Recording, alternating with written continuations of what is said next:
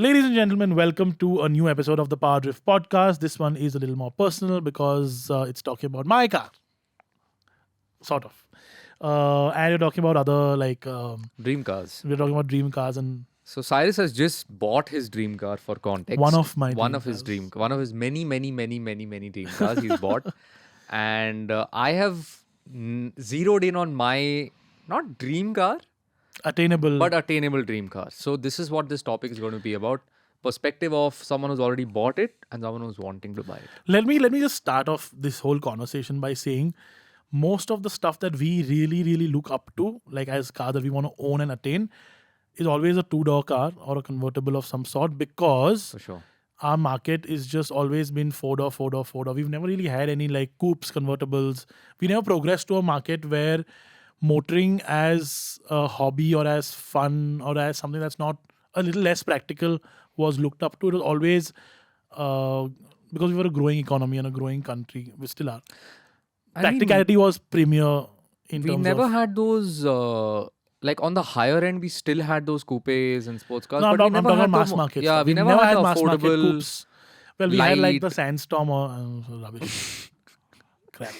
I remember when I was Absolute, in school, we used to be quite fascinated by that car because any Oh, small no, look, red, listen. It's a valiant effort yeah. with the shittiest engine that you can have. Like that engine was absolute trash. What engine was it? It was like a Renault 4-cylinder or something like that. And the problem is, it wasn't even like tunable. If it was, say for example, they put in a like a G16 Suzuki engine in it, Yeah, okay, or like a B15 from a Honda, there's right? a lot that you can do. Then those cars would have been proper enthusiast cars because the tunability levels on that cars would have been through the roof. But they didn't. They decided to put like this cheap rubbish, underwhelming 80 something horsepower, 70, 80 horsepower, absolute trash. Yeah, so I think you're right. Like whenever looked cool. we are always looking up to buying cars that are Yeah.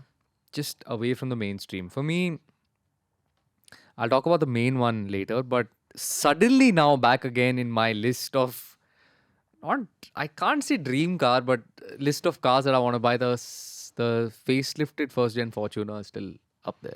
Facelift first gen Fortuner 4-wheel drive automatic. TRD, The last of them. the last of in them, grey. in white. In white. White, bro. How can you not have a Fortuner in white? White. So I remember they had a press car, which was an automatic facelift. Hmm. I don't remember if it was 4-wheel drive. I think it was 2-wheel drive. Some special edition, sport edition or whatever, with like the blacked out headlamps and tail lamps and stuff like that, which was grey, with had like color matching grey wheels on it. Oh. And that just looks spectacular. I remember taking it to the national park in Bombay and shooting it there. I And, really like that car. yeah, for magazine shoot, you could put it in like some nice looking Yeah. destination, shoot it. It's fine. In some Now you have to random places. do- yeah, And plus Photoshop can fix like a lot of stuff. a Yeah, lot yeah, of stuff. correct. Yeah. So I know what, I would love to have one of those. Still. And also the tunability on those cars is very high, by the way. You can do a lot of stuff. Like they do a lot of stuff from the island and stuff, right? So if you do read the forums, like suspension options, the engine tune options and stuff are there. And they look nice. They look damn nice. Really nice. I saw one today and that's why it came back onto my list. But why don't we talk about your car? Okay, so I have just bought a 2003 Mercedes SL 500. My first V8. My first convertible. No, not my first convertible. Second convertible. But my first usable convertible. And look, I'm not as unlike what it appears on Instagram. I'm not some swimming in money. I have had to sell a whole bunch of my cars and some other stuff to be able to afford it and to be able to do paperwork on it and to be able to run it, because they're not, the main thing is not, you can still go and buy them. That's not the problem. Running them is the problem, because they're extremely delicate cars. They're extremely finicky cars. Suspension, everything around the engine and the gearbox is super bulletproof. as I told you yesterday. Yeah. Everything else is not. Suspension's not, it's not about if it'll brake, it's when it'll brake. Is it on air suspension? It's on hydraulic. It's called active body control. Okay. So it's like the BAP of air. It's hydraulic, Which is worse. and they brake. They will brake. S classes of that generation and SLs of that generation brake. End of story. They fail. The cure to this permanently is to do coilover, like a conversion to I it. was just gonna ask. It's possible. You get like a ton of coilover conversions for. The problem is the comfort of an SL, the grand tourer nature of an SL, is sort of lost when you do the coilovers. But with the coilovers, you can get like awesome stunts, like just awesome stunts. There are a couple of cars that are running around India with coilover conversions on them. A couple of S classes running around India with coilover conversions on them as well. BC Racing does a fantastic set, which is like a known upgrade for this upgrade down, whatever you want to call it, fix. And it's bolt on, like it Yeah, just absolute swap out. bolt on takes like half a day to do.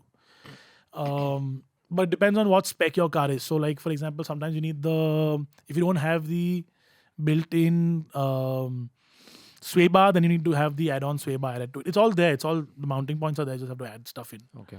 But again, BC Racing makes all of this. And there are other cheaper manufacturers who make all of this as well. The roof breaks, like the convertible roof. It's needlessly complicated, right? It's all metal pieces and like it's doing all of this. It's like a choreography. The lock and unlock the seats and the locks are on vacuum. They break because why can't they just do normal electrical lines instead of doing vacuum lines? I don't know. Mercedes was just being Especially extra. at that era of Mercedes was like extra. overdone. If it can be done in hydraulic or Just like let's do it. Yeah, let's just do it. Just do it. What else? The audio system is all fiber optic. It has a Bose. It has a very very good Bose infotainment system. It's Like working the right now? speakers. No, because the amp doesn't work. Because the amp is in exactly the same place, exactly the place where the water leaks in from behind the roof, and goes on the amp and it blows the amp. Amp stopped working. There's no amp in the car right now. It's been removed. But the rest of it works. The infotainment works, and a couple of the speakers work because they've been hardwired in. Okay. But my car also has the infotainment upgrade to it. So it looks like the stock screen, but it's got like some Android operating system. It's crap. I'm upgrading it to a better Android system which has wireless Apple CarPlay. Because I need CarPlay. But is it possible for it to look OEM? Oh, it looks exactly the same. The buttons look exactly the same. Wow. That's great. It's just a high definition screen in the middle instead of. I remember Porsche did this thing where Yeah. I love that they have offer like it as a factory as a option. factory option for older Porsches. Like even the buttons are Yeah, like correct. period correct. So basically. this isn't a factory option. This is a Chinese maker, but it's it in that looks, zone. It looks exactly the same. Okay. It looks stock. Okay. But yeah, that sort of stops working. Every day there's a new fault light. The SRS has a fault in it, but that's common. Every single SL in the country has these faults, and it's a global issue. Is it part of the ownership experience? Yeah, For me, it is. you just ignore. Not just ignore. You learn to like it not like it. No, you don't learn to like it. You just learn to live with it. Okay. Like for example, there's a seat weight sensor or something that fails in every single SL. And that deactivates the seat airbags, and then the SRS light comes on the dashboard. So you just ignore it.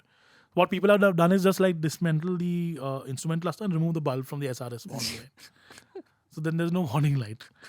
My car had a battery health. The two batteries. There's a crank battery in the front, and then there's an auxiliary. There's the two primary batteries. The front battery runs the engine, and the rear battery runs everything else. Okay. So now there was a battery health issue in the front battery, newish battery, but it sort of blew the cells or something. So now I put a new battery. But I've not coded the warning light out. So the warning light keeps coming every like 5 minutes. Battery sensor issue or something. But you learn to live with it. It's okay. You ignore all of this. My car has also had a facelift done to it. So it's from a 2003, which is the round headlight, the iconic round headlight one. It's done a SL63 facelift with like good genuine parts on it. And what they've done is upgrade all the lights to LED bulbs. So that puts out a warning as well. So Because you when have you like a Christmas tree of. no, so it sort of cycles in the little screen, Okay. and then you sort of press a button and it goes away. But it just like it's there, so Yeah. you learn to ignore it. But everything works. The headlights work, the tail lights work, the indicators work. It's all been converted to LED for better illumination, because that's like sensible thing to do when you're doing like an upgrade, right? But How, it throws the whole system into an error. how did you go about the buying process? Firstly, how did you select an SL? How do you select this SL? What happens after that? Okay, so I'm a huge convertible fan. As I said, I sold a couple of cars. Some important cars in my collection are now gone. I'm gonna talk about it on social when I'm ready to talk about it. Um, Honestly, the culmination of the money I got from those cars is what made the SL possible. I was not really looking for an SL. I was looking for a convertible. I wanted something larger because size, and also I look little comical in like smaller sports cars like an SLK and something. Also, I don't like. It's not like I don't like, but I don't like the idea of an SLK because it's not the flagship product. Hmm. And if the flagship products are available, then might as well do. I mean, I'm not talking about like an S-Class coupe or something like that. That's like completely out of budget. Yeah. Although I love them, I absolutely like an S63 or an S500 coupe would be like the absolute like end of Goal. it for me for the Mercedes range, or an SLS. But like obviously, like there's no way you can afford one. Yeah. These are not very expensive. They're sensibly priced. They're similar to what like I don't want to give out pricing obviously, Yeah. but you can get a nice entry level German car, luxury car for sort of similar values of what these are. Hmm. Yeah, I think that should Yeah. That's fair. roughly. I came across so I was looking at Boxsters. Although again, I know I wanted a 911 convertible, or I wanted a 911 like a 996, 997, early 997. I couldn't afford it. It wasn't in price range. So I was looking at like an R8, but they've become more expensive. I was looking at like I wanted something nice for a change, like a nice modern-ish car, like not super modern, but like a modern-ish car. So I was looking at like I was even looking at C43s. These Uh, sound so good. I like the C43 with a tune and with an exhaust. They're also Yeah. quick cars. I was looking at like M3s, like E93 M3s, stuff like that. Z4s I looked at briefly. Again, Z4 was something that was like a little small for me. SLK was small. Boxster I saw, again, Boxster I felt like I was driving a Audi car. Cayman, again, I didn't want like a entry level Porsche because I even saw Panameras. I saw Cayennes for some reason. I don't know why I saw Cayennes, but I saw Cayennes. I wanted like an AMG or an M or something like that. But you say you RS5s. I saw RS5. RS5 was very high up. saw in as my- in you went and saw the car? I saw a couple of them. Yeah. Okay. I was, and again, there are some cars that I just knew how they were, so I didn't really need to go and see them. But I was considering all of these cars. RS5 was a very strong contender because RS5 was like right in what sort of money I wanted to spend on this car. The only thing is, I kept going back to I want a convertible and not a coupe. Might as well do convertible. If I had a little bit more budget, then my options would have been much, much higher. Around 50 lakh rupees, 50, 60 lakhs, you have a lot of options to choose from like 4-door coupes, M5s, M6s, like that's all 50, 60 lakh rupees. M4s, M3s, it's all there. But like a lower budget than that, then you're in sort of middle of nowhere. I love the E-Class convertible. That's something that was a very strong contender. And I Really? would have, and I would have saved a lot of money. And that was like right down my alleyway. Like What a engine did that come with? E350 and then an E400. E400s are still a little more expensive because they're rarer, like really rare. Not a lot of them sold. E350s are still like 20, like people ask for 30 lakhs, but they're not 30 lakh rupee cars. E-coupes even cheaper. 6 Series even cheaper. 650i's. I really like the 650. Yeah. Which one? The first gen or second gen? The first gen. Right. So again, I didn't really The want. Bangalide. I didn't really want a BMW because I'd had one not too long ago and I didn't have a great experience with BMW. So I was not super keen. Jaguar XKRs. Oh wow. XKRs were an option. And then like the crazy option was a Bentley Continental GT, where I would definitely like go completely Dude, bankrupt. that's so you. That car is so you. That I was very tempted. That I was car is offered so I was you. offered one. I was extremely tempted, but I know that they are like with the SL. I know like things will break, and the thing with the SL is because now they become old enough to be like modern classics. There are solutions for it. They're not very expensive, and there's a huge enthusiast market behind it, so support behind it, like forums. Bentleys are sort of there as well, but what happened is Bentleys went into this deep dive globally where they're bought by like shady people and they're not very well cared for, and even the fixes for them are very expensive. Ah, okay. And unlike the SLs, the Bentley engines aren't exactly the most reliable. The Really? W12s. Oh. So at least on the, you know the SL engine is like super reliable. The gearbox super reliable. Nothing happens. Nothing breaks. Very like low strung V8. The W12s are not super reliable. Like they, and then if you have one issue on one cylinder, you have to all 12 cylinders. Oh. So not cheap. And again, it has air suspension which breaks and trim which breaks, and it's all super. It's a Bentley, Yeah, that's true. so it's like that one level above even a Porsche. Honestly, there are some really nice cars in the market today at like that price point. Like some really cool stuff. Manual Boxsters, manual Caymans. Manual. Yeah. I went and saw a nice manual Boxster in Hyderabad. A very cool car.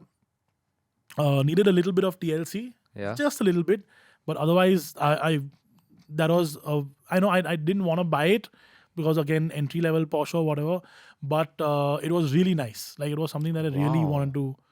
I almost considered and I almost sort of thought about it hard, and that's where the SL story started.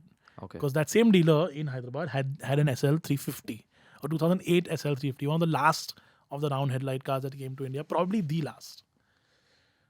Incredibly nicely kept car, like just like way better than what mine is. Yeah. Running on some nice aftermarket wheels, which I like. I like that silver also. Look, I showed you that Yeah. picture. Yeah. And we went and saw it, and I took two friends of mine to see it because I didn't want to go alone. Went, saw it, car didn't start. Flew all the way to Hyderabad to see it, car didn't start. Drove the Boxster, okay, fine. Had some smaller issues, had some leaks and stuff. Came back. Went back 2 weeks later saying, now can you like fix the car? He said, oh, fixed small issue with the starter motor. We serviced it. It starts now, runs very well. Went, drove, perfect.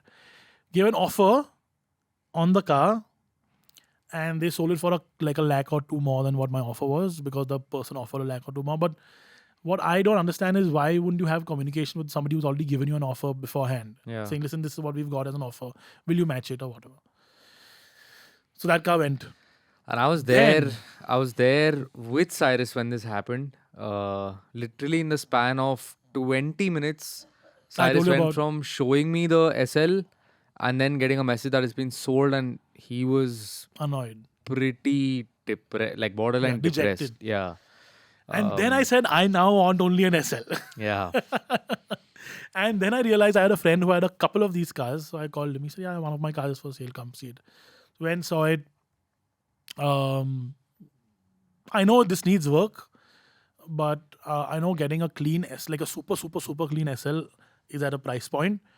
Also, they're not around. Like there are not Yeah. many cars around. Yeah. And people was the thing with the SL is a car that appeals to not just like my generation, but to the older generation also. And to the younger generation also. Maybe not as much. Because people of like your generation haven't really grown up around like these are the first Mercedes convertibles that came to India. No, but for me, the SL was still like up there with like, See, the SL will always be a legendary mark. yeah. And I think it was the same gen as yours or the one after yours that came in the Black Series for the first time. My gen. Yeah, your gen. And all of that just put it on like a really cool Pedestal. pedestal on top. Yeah. And I think I don't see. I'm a bit of an outlier in terms of the enthusiast, so I don't know if the general public resonates with it, Yeah. but the enthusiast for sure. So what happens is by the end, this time, right, the SLS was out. Oh yeah. So the SLS is what resonates with a lot of younger people. The AMG GT is what resonates with a lot of younger people. All of that, because Black Series, GTR, all of that. Of course, that's more modern, but Yeah. like still, it resonates with a lot of younger people. The SL, people look up to it. Oh, nice. Like but like there are not a lot of younger people who want to buy an SL, who will go out of the way and buy an SL. What I wanted really was an older SL. Oh, okay. What I would have loved would have been like a 70s SL, but those are now like Crazy expensive. double the pricing Yeah. of what like this is. Anyways, yeah. So you found this. You knew it needed work. Yeah, and then we sort of came to a price agreement which was okay for both of us, and I knew that this car had the facelift done to it. So I was contemplating whether to sort of go back to the original look or not, because so the build sheet on this car, it's actually a very interesting car. It's something that it's I'm not going to say who the original owner was, but known person. This car originally was a very known car because of a certain set of wheels it had and all. Factory AMG body kit, factory rare interiors. It's a high spec car. Apart from the cool seats and the panoramic roof, it's got a lot of options on it. But it was a very cool like car. Like, and we grew up around. I have seen this car as a much younger kid, Oh, wow. many times. Wow. This very car. This exact car. Wow. Also, the facelift, I was sort of torn between should I get the facelifted thing or not, wait for something else. Because I was offered another car, another SL 350 in Calcutta. But that guy hiked the price up last minute for some, I don't know why. But again, super clean car. So, I mean, it's sort of a, should we go back to the original shape or not, is something that we've been sort of Contemplating. discussing. And I think this looks a lot more contemporary. I like that original look. I love the original look. But I think now living with this, I think this looks a lot more contemporary, a lot more modern. Yeah. And I'm okay with it. I don't mind. I mean, people can talk about it if they want, if they think it's some faked out car or whatever. That's their problem. The thing is, it's been done with actual parts. And also, I've removed all the fake AMG badges on it because I don't like that. And the fender on the side still says 6.3 V8 because it is from an SL63. Ah, okay. So I'm going to remove that fender and get that patched up and or get a replacement fender without that the badging on it, because it's a sort of inset badge. Yeah. You can't just remove it. It's like a groove. So that's happening. There are improvements that are being done. There are other improvements that are being done with respect to fixing or improving the vacuum system around it. There's some new wheels coming. Some very cool, very cool new wheels coming. Period correct wheels. Also very rare set. This is probably the only set in the country. But tires are exorbitantly expensive. It's an upgrade. It's not 18, it's a 19-inch wheel. So there are improvements that I'll keep doing over it. Is this something I'm going to keep permanently? Absolutely not. Oh, really? No, not. Because see, I've come to a realization where I've realized that I want one car I have a permanent collection. I know my Fiats are my permanent collection. Like, that'll never go. I want this one car to be more about automotive experiences. So I've done the American car thing. I've done sort of the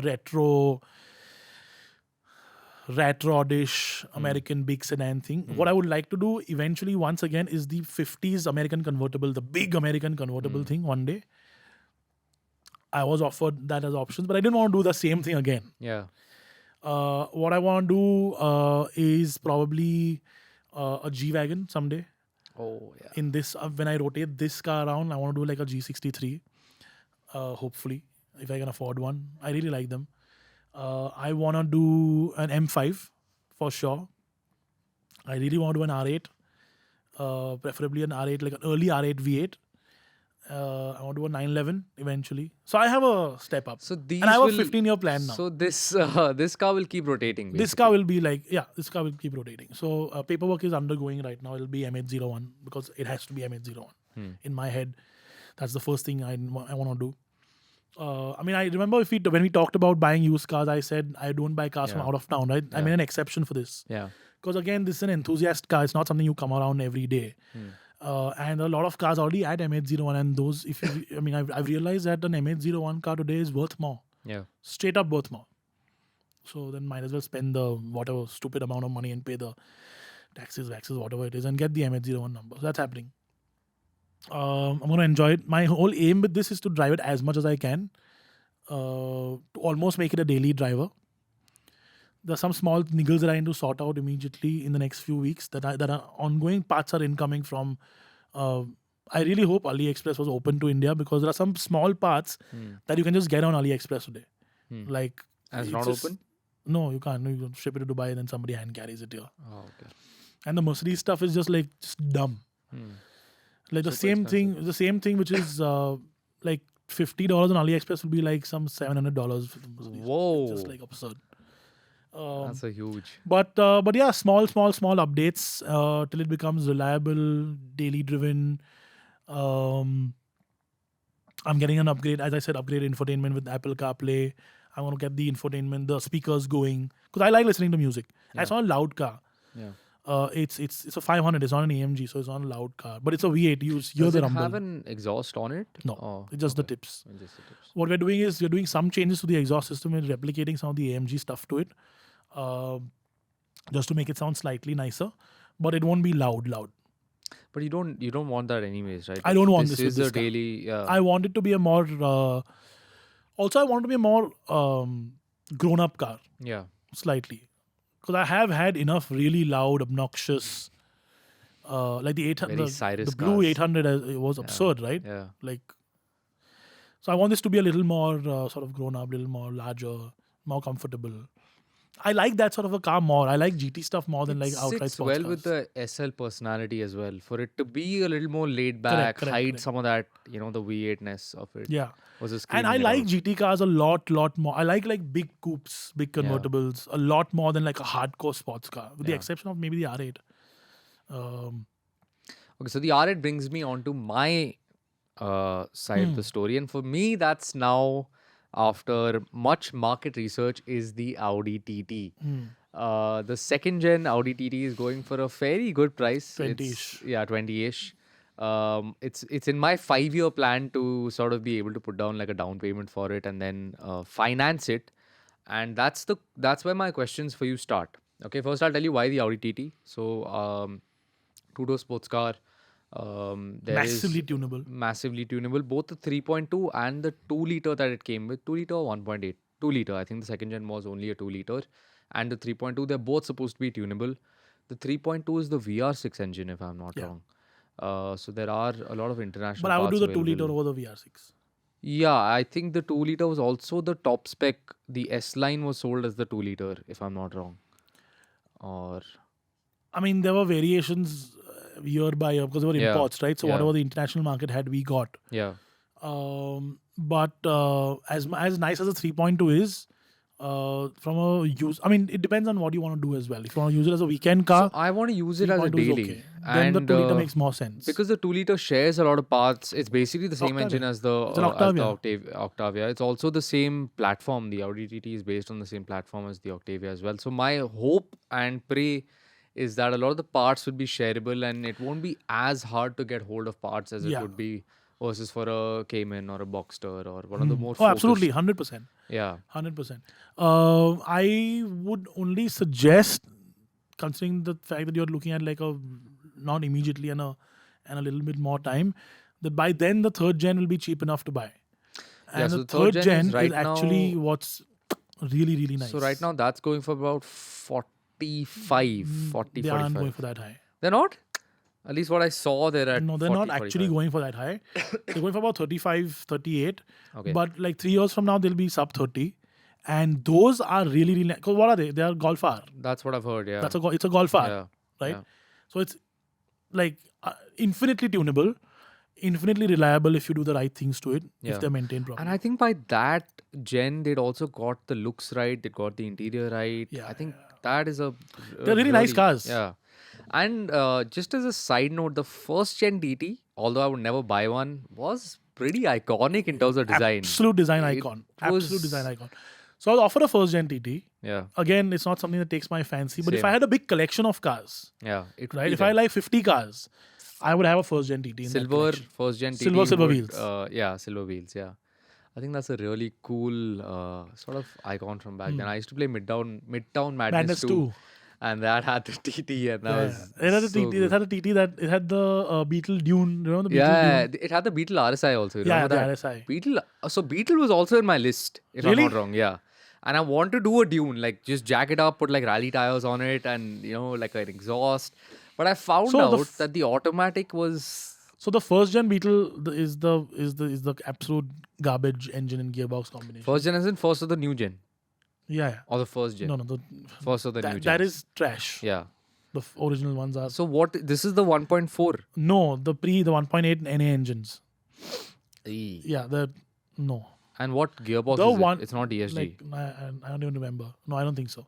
But the 1.4 TSIs are actually really That's nice. the new one. Yeah, That's the they're new actually one. really nice. They drive really well. They're really Yeah. modern. It's a Jetta TSI underneath. Yeah. So again, the sort of you can sort of do stuff to it. So yeah, that's something I And it would looks look to. nice, It 'cause it looks looks- nice, it and looks with like rally tires and like a lift kit. I would and lower like, it. and Hella bulbs and stuff like that. I would like lower it. I wouldn't lower it. But not a or set- if I lower it, I would go RSI way, like make like a Wide body. wide body, like an RSI. But yeah, for me, it's the Audi TT. What I want to ask you is, how do you go about financing a dream used car? So Can first, you finance? I think you can do used car financing. I wouldn't do that unless you know for a fact that it's a car that's going to be an appreciating asset. Look, now let me just get this out of the way before we go any further. Some cars are appreciating assets. Yeah, Okay. for sure. I park my money into cars as assets, as an asset class, because I know it's an appreciating. I only buy not because I two sides of the coin, right? I buy cars that are only appreciating assets. Also, those are normally cars that are great. Yeah. Sometimes if a car I know is going to be like a depreciating car, I try and avoid it because I don't want to lose money on cars. We're not made of money. Let's be Yeah. very honest. Yeah. We worked for our fucking bread. Yeah. I would suggest to collect enough money and to then buy what that collection you can what you can afford from that money that you've collected, and not finance it, because like an Audi TT, for example, is not an appreciating car. No chance. So then putting your money into it and then paying the interest on that, so paying a lot more for a car that's depreciating every day you own it, makes no sense. Even for something that's holding its value, I would still say, like a VRS, for example, that holds its value. I would still say maybe taking a loan on a used VRS doesn't really make sense. Personal or used So car you're loan. saying if it's appreciating, the interest sort of pays itself off. For Yeah, when you but sell I it. would still have a corpus and buy what I can afford, then go like 2 steps above and use that corpus as a down payment, and then pay like a monthly EMI on it or whatever. For me, still the loan thing just doesn't make sense. I know, like for example, my brother who's like into finances, I will never buy a car outright. I'll always finance it. It just doesn't make sense. But for me, I'm that mentality where I need to own it outright and not have like a bank own it or whatever. If that means I can afford something smaller and less, then that's the way it is. Also, on a lot of used cars, banks won't give you financing. Like with an older used car, stuff like that. So it'll have to be something from like a used car outlet, like an Audi, whatever it's called, or the Mercedes. Audi approved plus. Yeah. And then why would you pay like their fees? Yeah, that's Like why are you paying their markup for what? Yeah. They always have like a 2-3 lakh rupee markup. More. Yeah. So on the TT they had a beautiful red TT which you also saw. That's now sold, sadly. But TTs will come up. Yeah, I hope so. It's not that. Okay, so It's not that rare either. yeah, it's not. So your advice number 1 is not to finance it. My advice is not to finance it. Second advice is to just buy something with clean paperwork as much as possible. Okay, stop there. How do you check that? It's very obvious now. Everything's online. Okay. So literally you can what get are the you dates looking for? on. So if you're looking for older cars, you're looking at cars which have some sort of passing, some sort of. Funnily, mine has none of this. Obviously.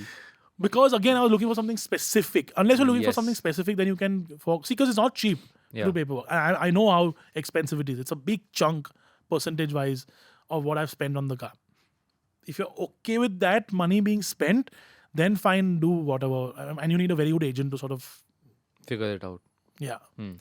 But otherwise, just try and buy like a car that's in your state or whatever. It's the same like with the used car, right? It's just easier to do. Like if I knew if I bought an MH01 SL, I would be saving on a chunk of money today. But then that car would have been considerably more expensive already. So Yeah. it's an offset. Yeah. And again, it's like with the TT, like I would say 100% don't buy an out of MH car. It makes zero sense because there are enough MH cars available. Yeah. Um, but if it's something that's rare and something that you specifically want, Then you can sort of. then look you up can that. always look at like out of state cars. Or whatever. Insurance being lapsed is a red flag or not? Look, dealers will not do insurance. Okay. They just don't. They're just not going to spend on it. The dealer will spend as little money as possible keeping the car upkept, which includes cleaning it and polishing it. Nothing else. Okay, 90% of the time tires are rubbish or they're going. Like they won't even clean the underbody. It'll just be outside cleaning, polishing. It should look good in pictures. It should look good when the guy comes and sees it. That's about it. Mechanically, also they'll do like as little as possible to get rid of. The older stuff also it's difficult to like. Sometimes it's difficult to clock. The more modern stuff like the TT, for example, very often will always be a kilometer turn back car. So that's something you need to look at. Service history is super important. Now, the two types of service histories. One is a car that's gone, say, in 10 years to the service center 5 times on schedule. Mine was the other way around. Mine in the last 15, 18, 20 years has gone to the service center 40 times. But it's so detailed. Service history is so detailed in mine. It's some 20, 30 pages, 40 pages long. Oh wow. It's so highly detailed that I can see what the history has been. I can see if it's had an impact or not. So the silver car had an impact. Okay. But it had been fixed at the dealership with Mercedes-Benz parts under Mercedes-Benz warranty. Where they didn't paint something, they didn't repair something, they just changed panels. Okay. That's okay. Stuff like that is fine. Look, across a 15-year lifespan of a car, it's going to have a bump somewhere. Yeah, for sure. Right? Yeah. It's very rare the car won't have a bump. If it has a bump, it's been fixed fine, properly, it's okay. Yeah. As long as it's not been put together by tape and... And I think if you can see that bump in the service history, that's also a good sign. yeah, In my opinion. and if this guy is up Yeah. front with you saying, look, this is service history, Yeah. this is what it is. I was under the impression that I would never buy a car from a dealer. This is not from a dealer, this is from the end user. But I would never buy a car from a dealer. But, for example, even though they sold the silver SL off without like really talking to me, my experience with that particular dealer in Hyderabad was great. Okay, the guy is called Carcraft. Two brothers. They were just very courteous, very polite. I of course went through a contact that they respected immensely, so it sort of helped. But even in general, just their approach to everything, just their friendliness, just their willingness to sit down and have a chat with you, whatever, coffee with you, lunch with you, was just great, and that sort of improved my perception of them. But I wouldn't say that for every single dealer on the country, and there are shady dealers everywhere. Everywhere, yeah. And I would also say that just because it's come from a brand like for example, a Maruti, what's it True called? Value. True Value, does not mean that it's great. Like it's just another dealer. And my Swift was a True Value Maruti, and I'm not blaming True Value on it. I'm just saying as a buyer, just because it's come from Audi approved plus does not mean it's At the end of the day, it's your responsibility to do enough due diligence to a car. correct. And a dealer, no matter what, is out to make money. Absolutely. So, That's their business, right? yeah. That's what they're doing, they're selling cars. So it might be in the larger scheme of things, an Audi approved plus or a Mercedes-Benz Star, whatever it is, they might be easier to rely on versus a random dealer, but they're still dealers. So just be careful about that. So my thing is the chances of a car being clocked are slightly lower. The ease of paperwork will be slightly higher because you can hold them accountable if they don't do their thing, right? And they're supposed to do all of this. Plus you get a warranty or something. Not necessarily. Okay. But they're a professional organization which are held to higher standards than a mom and pop dealer, which is out to like fleece you in any way possible. 90% of them are. So I would, fine if they have. So look, if say for example, there was an SL at a Mercedes, whatever used thing, which was like even if it was 5% more expensive, 5 to 8% more expensive, I would have probably bought that car because then I can hold the dealer accountable for all of this. If it doesn't work, I'm like, dude, like you said this is working, fix it now, right? And you can create like you can always push them into doing it. With an end user, and especially when you buy from a friend, you can't hold the guy liable. At the end of the day, you've done your whatever research, you And bought now the it's car. yours. Yeah. So I think it's a two-sided thing, right? If you buy a car, it's then your problem also. You can't like 3 months later say, oh, I bought this, it wasn't working. I've had that happen to me with the BMW where I came to know later it was a clocked car. I should have checked. It was my job to check. So as a buyer, it's your job to check. It's not necessarily that guy's job to tell you everything. He's not there to be honest with you. Let's be honest. Dealers are not honest people. Yeah, they're not. Most Yeah. dealers are not honest people. So due diligence is super important. So, do you take someone with you who's got engineering experience to check the car? It's always great to take a second set of eyes or a third set of eyes.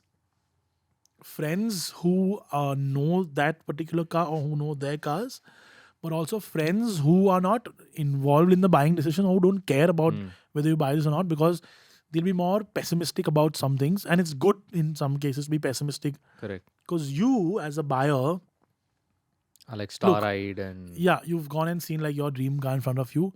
You have the money to buy that dream car for the first time in your life or whatever. It's easy to get swayed. yeah. Like when I saw the picture of the SL for the first time, the silver SL for the first time, I was like, yeah, done. My head was then trying to convince me why I should not buy it. And like every one of my friends, like they still make fun of me saying, "Hey, you bought an SL, you're gonna get bankrupt now."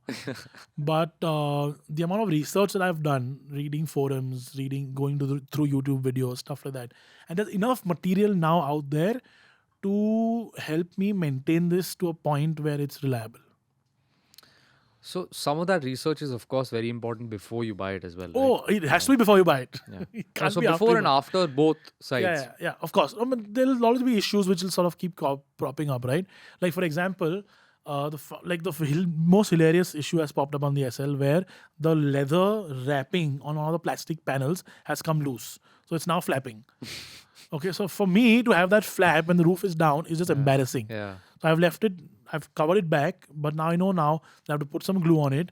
I have to get it wrapped again to sort of make it back to like original. Because when the roof is down, it's a visible panel. Ah. So all these small niggles will keep happening. Look, it's an old car. It's gonna happen. Like two small flaps which are on like springs have fallen off.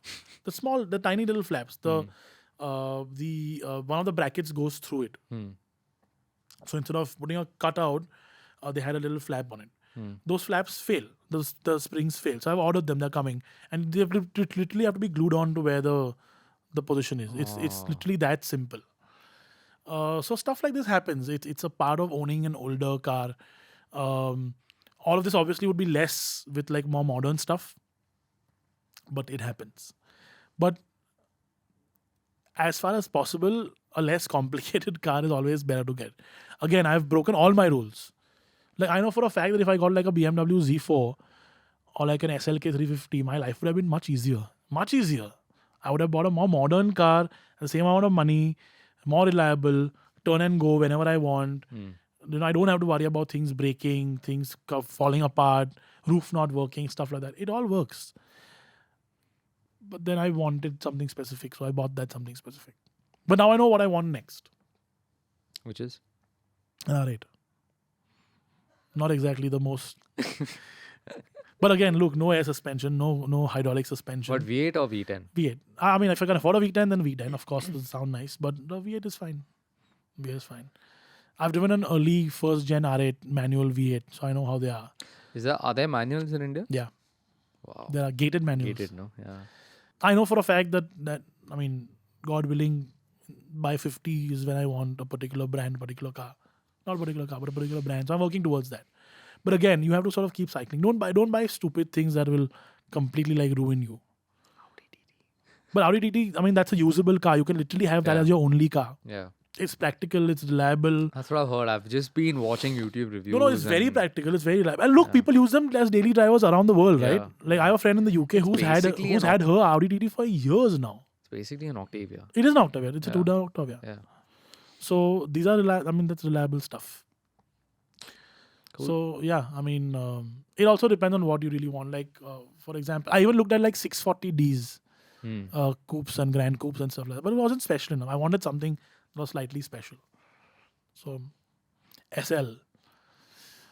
It's going to be a never-ending saga now of things breaking, because I know stuff is going to break. I'm just waiting for it to happen. But the good thing now is, at least like with the suspension and stuff, earlier you had to replace a whole strut.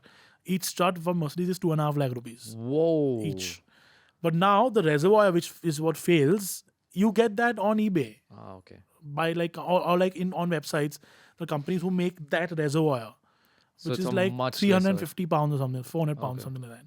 Still You can just expensive, replace that but- reservoir. Yeah, yeah. still expensive. But much less. You don't have to replace the whole strut because that Yeah. reservoir is the problem. Yeah. And nobody made that till like very recently, like Yeah. 3 years, 5 years ago. The good thing is this community is increasing so much across the world, across cars, across generations, that there's just so many more parts to buy. Yeah.